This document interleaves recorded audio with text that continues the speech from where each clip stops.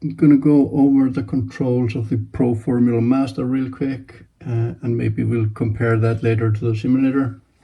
Starting here on the left side at the top, we have the neutral and reverse lever. You need to pull out this lever and then shift forward to be able to go to neutral or reverse.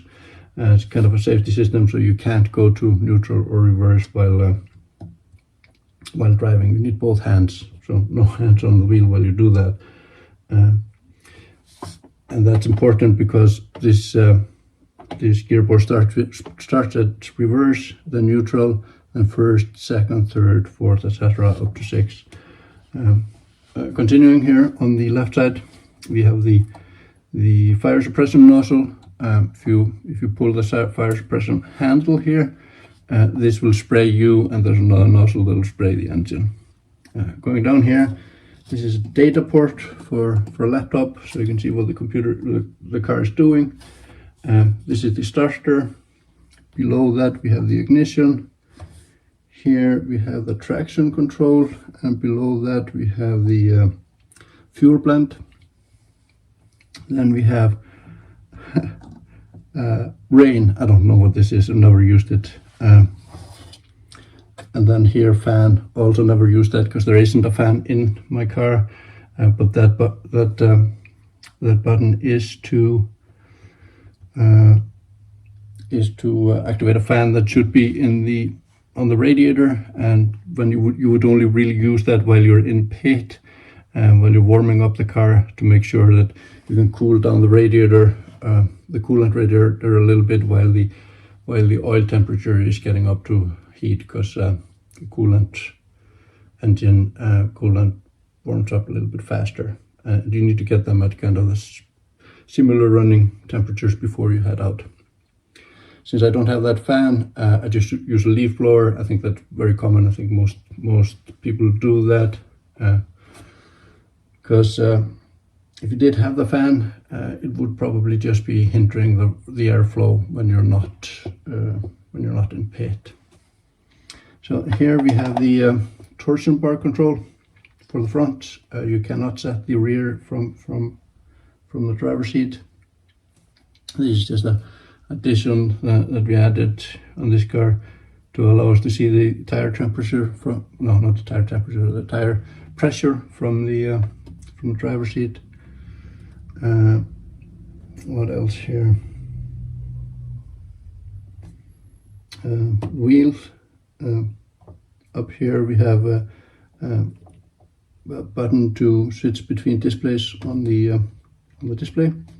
Here the blue button is to acknowledge messages, and this is for the pace limiter. Then up here the missing button is for the radio. On the right side here we have the brake bias. This red knob here controls the brake bias between front and rear. And then of course we have the shifter. Shifter is a no lift sequential shifter. What that means is that you can shift up without lifting off the gas at all, and you can shift down also without clutching. You just need to you can't shift down until the car reaches certain RPMs, safe RPMs, to shift down. Now if you look in there, I don't know if you can see the pedals there. Obviously on the right we have the accelerator, then the brake, and then the clutch, which doesn't have a flat surface on it. It's just the bar there, which is quite common on these cars, as you don't really use the clutch except just when you're taking off in first. After that you shift up without using the clutch, and you shift down without using the clutch. There are some I guess different opinions on whether you should blip in these cars or not. Much more experienced drivers than me say that you should, and I've heard that some of the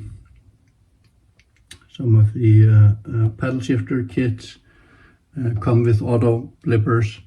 I don't know if those also clutch. I don't know, but it seems to me that maybe it is redundant in these cars simply because the purpose of blipping is to raise the engine RPMs to match the gearbox RPMs or rotation. And if you don't clutch in the car, you just shift directly down, then the engine and gearbox are already going to be matched, so blipping is going to be somewhat redundant, I would think.